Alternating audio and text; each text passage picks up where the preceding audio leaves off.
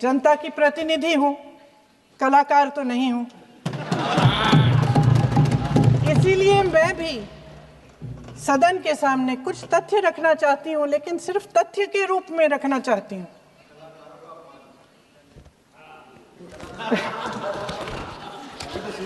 मैं उदाहरण दूं,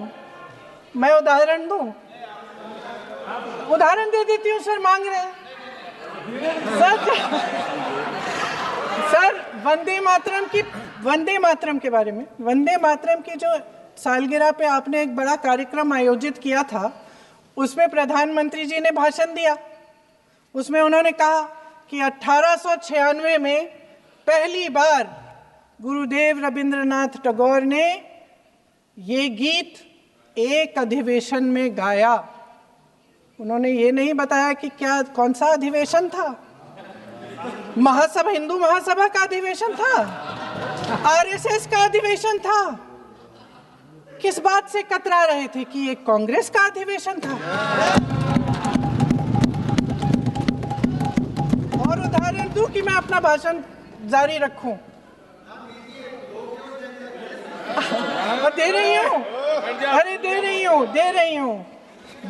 जो वंदे मातरम की जो क्रोनोलॉजी है वो भी आप समझिए, जो असली क्रोनोलॉजी है।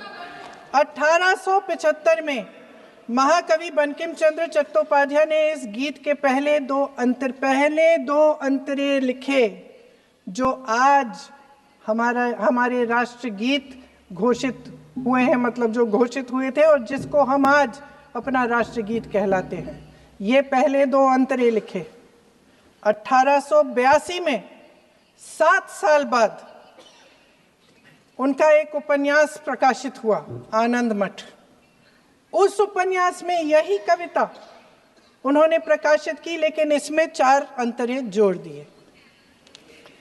1896 में कांग्रेस के अधिवेशन में गुरुदेव रविंद्रनाथ टैगोर ने पहली बार ये गीत गाया। कांग्रेस पार्टी की 50वें साल में जो एक प्रकार से वंदे मातरम का महिमा मंडन करने की पद्धति थी,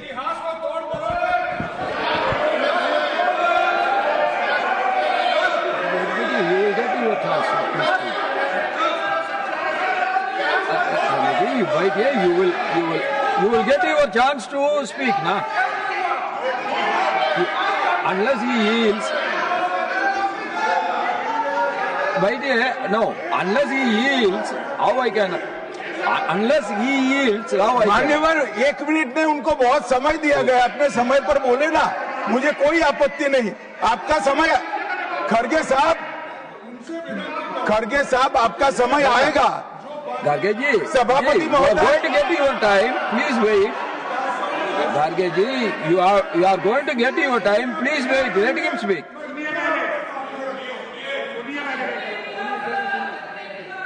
मान्यवर 50वें पड़ाव पर वंदे मातरम को सीमित कर दिया गया।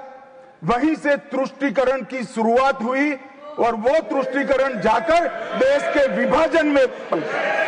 मान्यवर, मेरे जैसे कई लोगों का मानना है, कांग्रेस पार्टी को पसंद आए ना आए, अगर वंदे मातरम के तुष्टीकरण की नीति के तहत 2 टुकड़े न करते तो देश का बंटवारा नहीं होता और देश पूरा होता। मान्यवर, 50 साल के बाद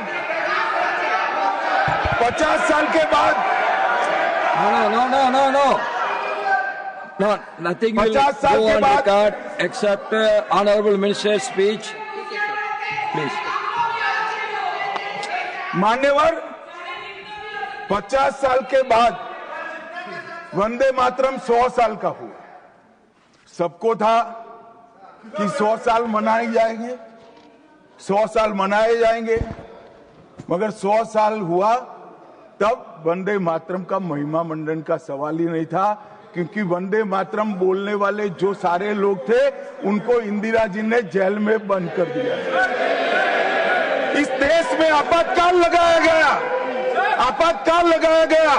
विपक्ष के लाखों लोगों को, लाखों समाज सेवियों को, स्वयंसेवी संगठन के लोगों को जेल में भर दिया गया, कोई कारण के बगैर अखबारों पर ताले लगा दिए गए, यहां तक कि आकाशवाणी में उस वक्त एक ही माध्यम था, आकाशवाणी में किशोर कुमार की आवाज ही नहीं आती थी, ड्यूएट गाने भी लता जी की आवाज में ही आते थे। मान्यवर, पूरे देश को जब वंदे मातरम 100 साल का हुआ, पूरे देश को बंदी बनाकर रख दिया। और कल 150वां साल है। 150वें साल में लोकसभा में चर्चा हुई। साहब, ये कांग्रेस पार्टी की स्थिति देखिए। जिस कांग्रेस पार्टी के अधिवेशनों की शुरुआत गुरुवर टागोर जैसे लोग वंदे मातरम गाकर कराते थे। वंदे मातरम कांग्रेस पार्टी के आजादी के आंदोलन का एक मंत्र बना था। वो वंदे मातरम के महिमा मंडन करने के लिए जब लोकसभा में चर्चा हुई, गांधी परिवार के दोनों सदस्य नदारद थे, दो में से एक भी। वंदे मातरम का विरोध आज भी जवाहरलाल नेहरू से लेकर आज के कांग्रेस के नेतृत्व तक कांग्रेस के खून के अंदर बसा। मान्यवर,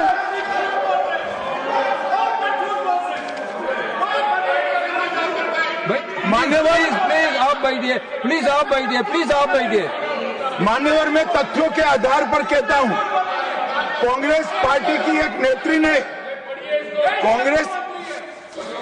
बैठ जाओ रामदास।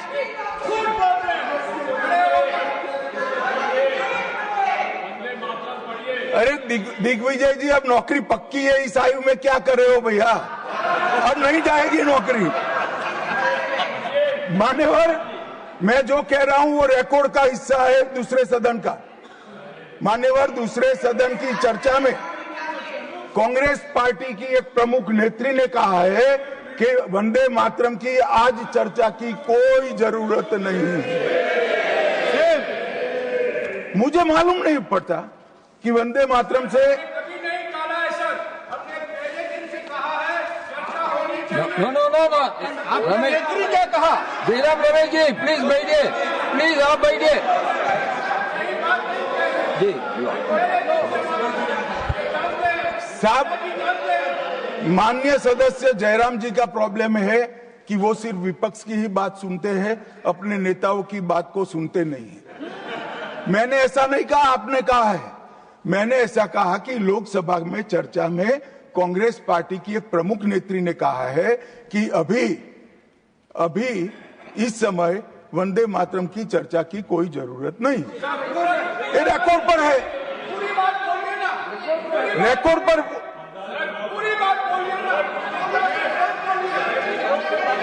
मान्यवर, आप बैठिए। मान्यवर,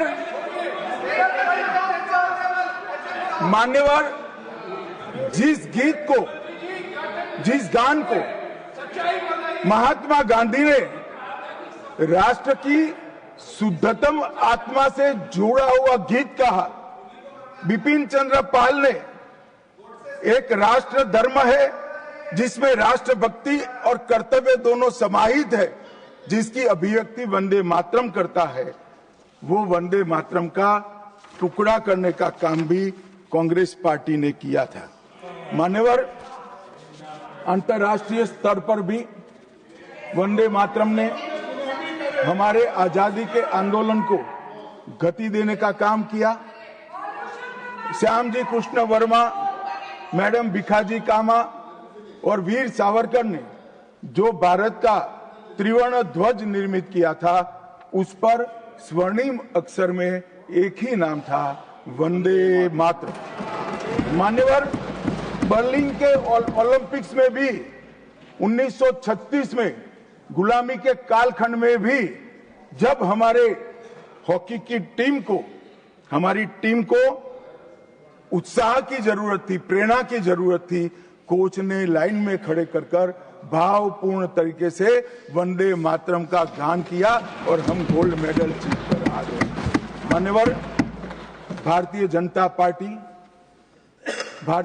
पार्टी की रचना हुई तब से, हमारी तो पार्टी की रचना ही सांस्कृतिक राष्ट्रवाद और ये देश अपने मूल संस्कृति के आधार पर, मूल विचारों के आधार पर चलना चाहिए, पाश्चात्य संस्कृति के आधार पर नहीं चलना चाहिए। इसीलिए हमारी पार्टी की स्थापना थी। मान्यवर, इस संसद में वंदे मातरम के गान को बंद करा दिया गया। अब फिर से खड़े हो जाएंगे कि नहीं नहीं नहीं, आप गलत बोल रहे हो, मगर इस रिकॉर्ड है मान्यवर।